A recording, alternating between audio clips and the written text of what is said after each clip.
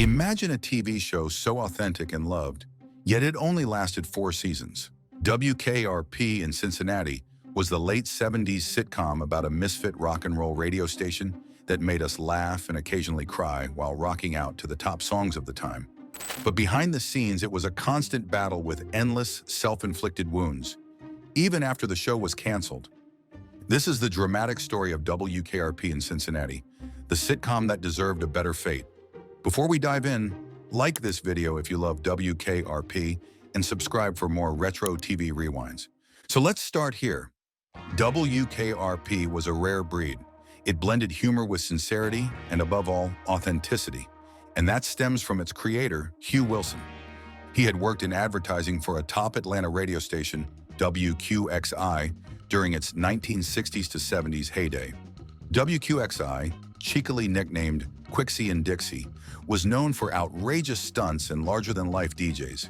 He drew upon real radio promotions he'd witnessed, from a prank with dancing ducks in a department store window, enticed to boogie by a concealed hot plate, to an infamous Thanksgiving turkey giveaway gone horribly wrong. If that last one sounds familiar, it should. WKRP's most legendary episode, Turkeys Away, about live turkeys being dropped from a helicopter, was directly inspired by a stunt at WQXI, where, in reality, they were tossed from a truck. None of the main actors were major stars at the time. Gary Sandy was cast as program director Andy Travis, the young station manager determined to shake things up. Howard Hesseman landed the role of Dr. Johnny Fever, the burned-out veteran DJ with a rebel streak. Hesseman actually had real radio chops. He prepped for the role by doing on-air shifts at San Francisco's rock station, KMPX, to channel that authentic DJ vibe. Playing opposite him was Tim Reid as Venus Flytrap, the suave nighttime DJ. Reid, a relative newcomer, brought his sharp wit and cool charisma to the part. On the newsroom side, Richard Sanders became hapless news reporter Les Nessman, and Frank Bonner played Herb Tarlek, the plaid-suited, clueless ad salesman. The station's big guy boss, Arthur Carlson, was portrayed by Gordon Jump, a veteran character actor who gave Carlson a lovable, if bumbling, authority. Rounding out the cast were 2 actresses who would prove integral to the show's dynamic. Jan Smithers as Bailey Quarters, the intelligent but underappreciated junior employee, and Loni Anderson as Jennifer Marlowe, the station's glamorous receptionist who was always 3 steps ahead of everyone. Anderson was a wild card, a brunette art teacher turned actress from Minnesota who, to that point, had only done small TV guest roles. Hugh Wilson saw something special and cast her as the bombshell receptionist with a brain. At Wilson's urging, Loni went bleach blonde for the role, transforming her into the Jennifer audiences would adore.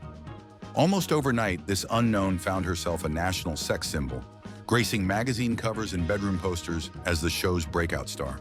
Despite the cast's mixed levels of experience, they clicked remarkably well.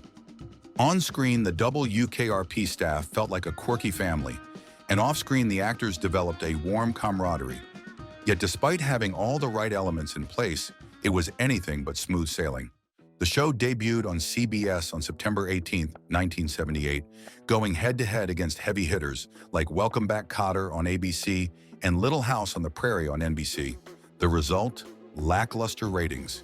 And after only 8 episodes, CBS yanked WKRP off the air. What saved the show from early extinction was a groundswell of goodwill. Critics saw potential in WKRP, even if the ratings weren't immediate. The Washington Post's esteemed TV critic Tom Shales raved that it was the best new comedy series of the year, praising its cast of zany characters and Mary Tyler Moore influence. More importantly, the show struck a chord with real-life radio professionals. DJs and station staff around the country immediately hailed WKRP as the first TV show that truly got radio. This positive buzz, critical praise, and fan reaction, especially from folks in radio, convinced CBS to give the show a second chance in early 1979. And the show thrived. CBS moved it to a much better time slot, airing after the smash hit MASH on Monday night. Finally, the show had a strong lead-in and a chance to build an audience. With this move came another benefit: creative breathing room. Hugh Wilson had initially been pressured by CBS to make WKRP a broad, slapstick comedy centered strictly on wacky radio hijinks. But once the show found a secure spot after MASH, Wilson felt freer to explore more character-based humor and slice-of-life stories. The show was finding its voice, balancing outrageous comedy set pieces with a warm, relatable ensemble vibe. The series was also pioneering in its sound. True to its subject, WKRP boldly integrated real contemporary music into its episodes. The station's DJs would spin actual hit songs by real artists, something practically unheard of in sitcoms, which usually relied on generic stock tunes to avoid royalty fees. In one early episode, Dr. Johnny Fever cues up Blondie's new wave anthem, Heart of Glass, and that exposure on network TV helped propel the song into a major U.S. hit.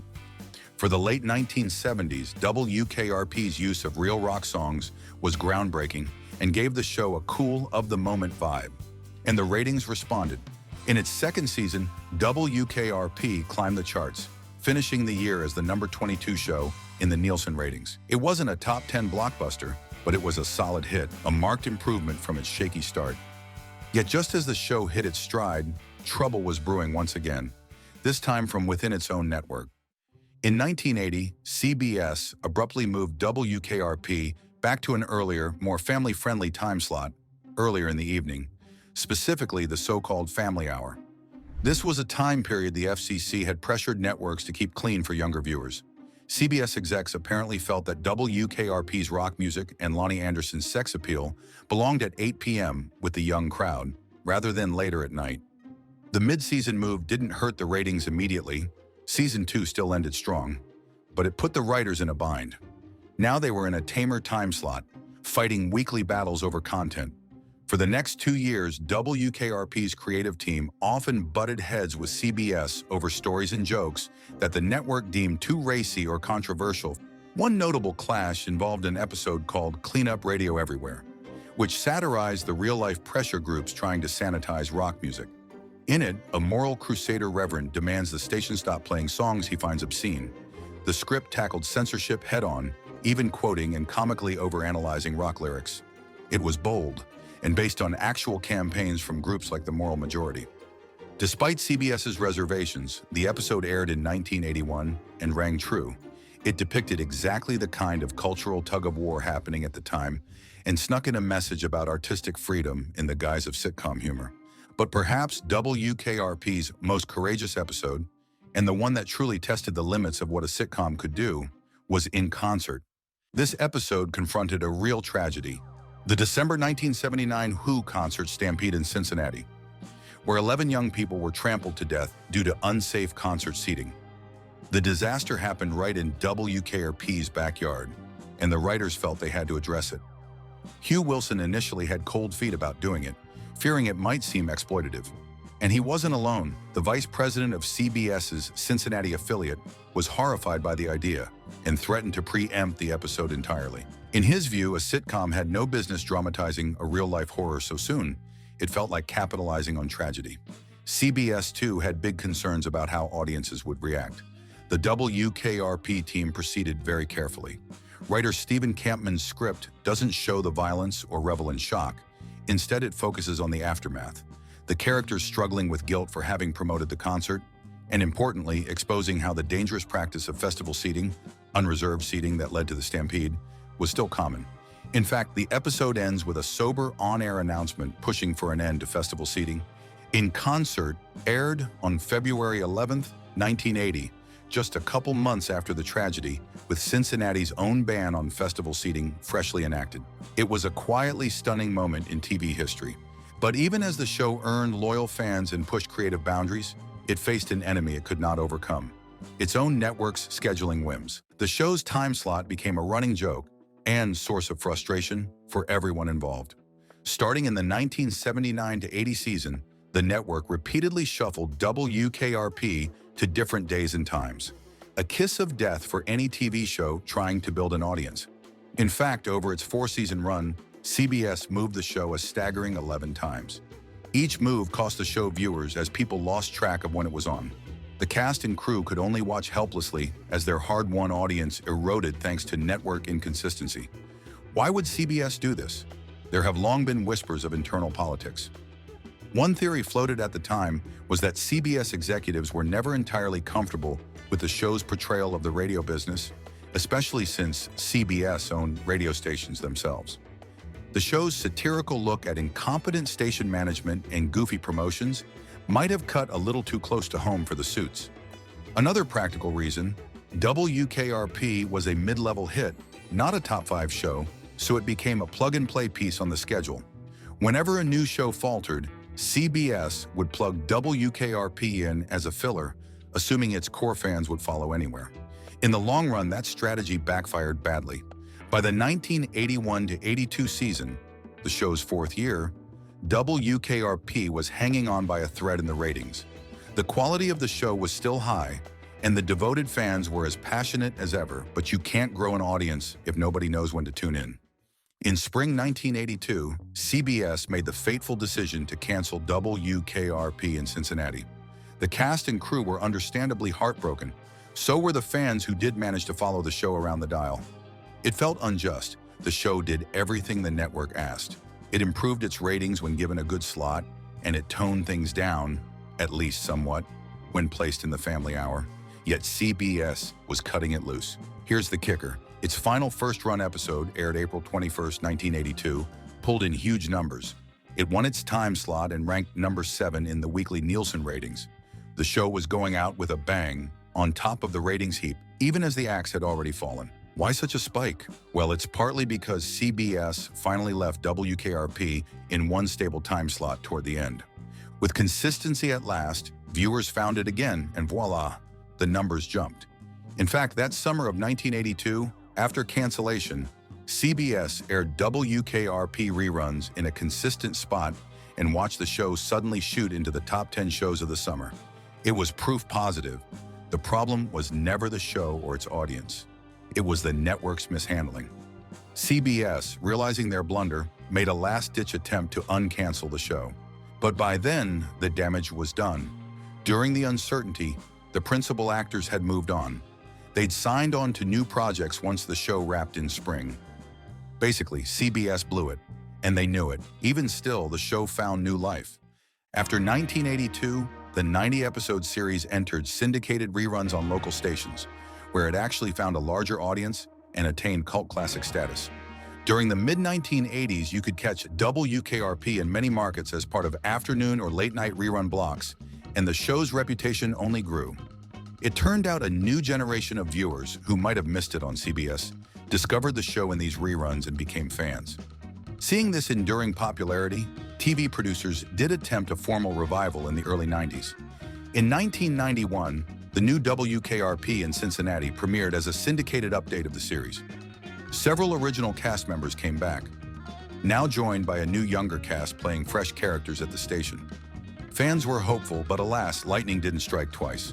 The revival lacked the full original ensemble's chemistry, and the early 90s radio world had changed.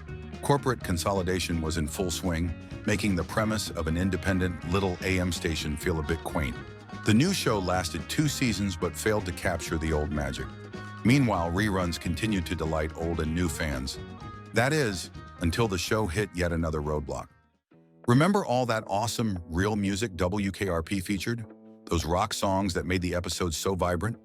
Well, the licenses that allowed the show to use those songs were only negotiated for a limited time. In the late 70s, nobody anticipated things like DVD box sets or streaming.